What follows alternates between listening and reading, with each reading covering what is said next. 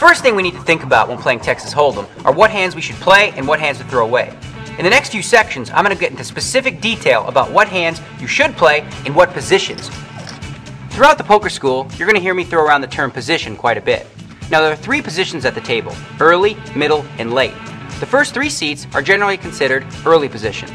Then we have middle position, and the button and the 2 seats directly to the right of the button would be considered late position.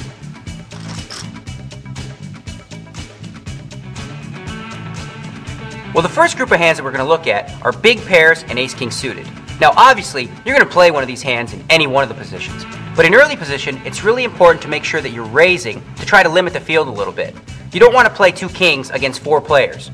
Now, moving on to middle position, if you've already had some action in front of you, again, it's important to raise, but you should be raising a little more to protect your hand. Now in late position, this is the best possible spot you could be in.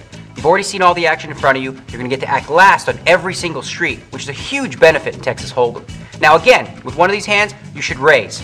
So in all 3 situations, you should basically be raising with these hands. Since they're so good, you want to put more money in the pot. Now, with hands like King-Jack offsuit or Queen-10 offsuit, those are both decent hands. The problem with those hands come into play when you flop top pair with a weak kicker. Let's say, for example, you had King-Jack, which is what I like to call the rookie hand, and the flop comes King-4-5. Well, if you catch that king on the flop, you're going to be sucked into the river. And if somebody has a better kicker than you, ace-king or king-queen, you're just going to be losing a lot of money with that hand.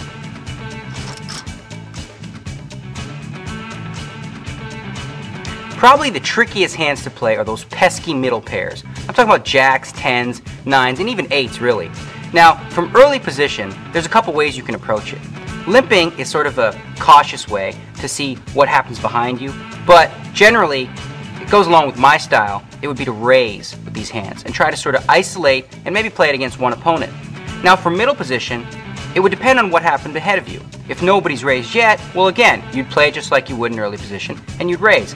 However, if somebody's already raised in front of you, and you're looking down at 2 8s, I don't know, if the guy's raising from early position, chances are he's got a real good hand. With 8s, I think I would just call there and see a flop. If you catch an 8, now we've got a real hand.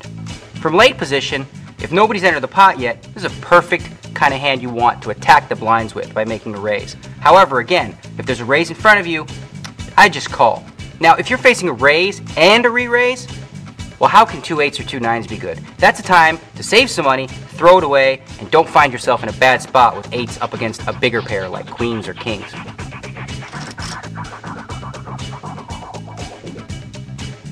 You need to be really careful when you're playing small pairs. In early position, I advise just limping in and trying to see the flop cheaply.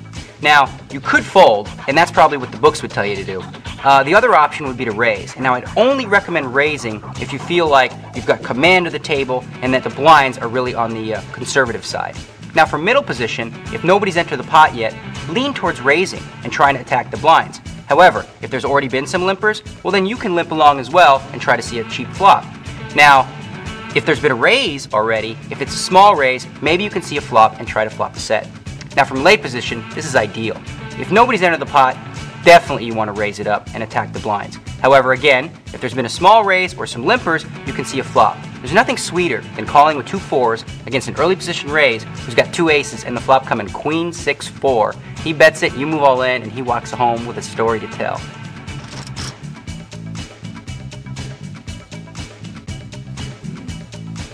Suited connectors. Now we're getting into the fun stuff. If you play these hands correctly, you can win yourself a lot of money.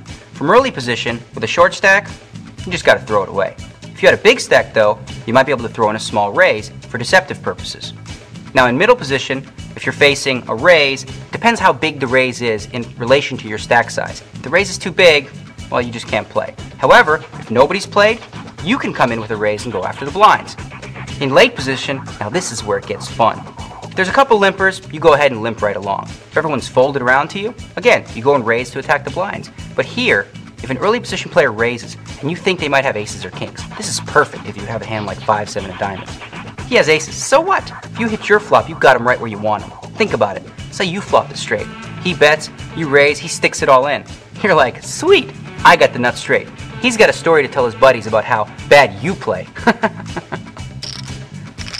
So the bottom line with suited connectors is it's really all about implied odds. Think of it like fishing.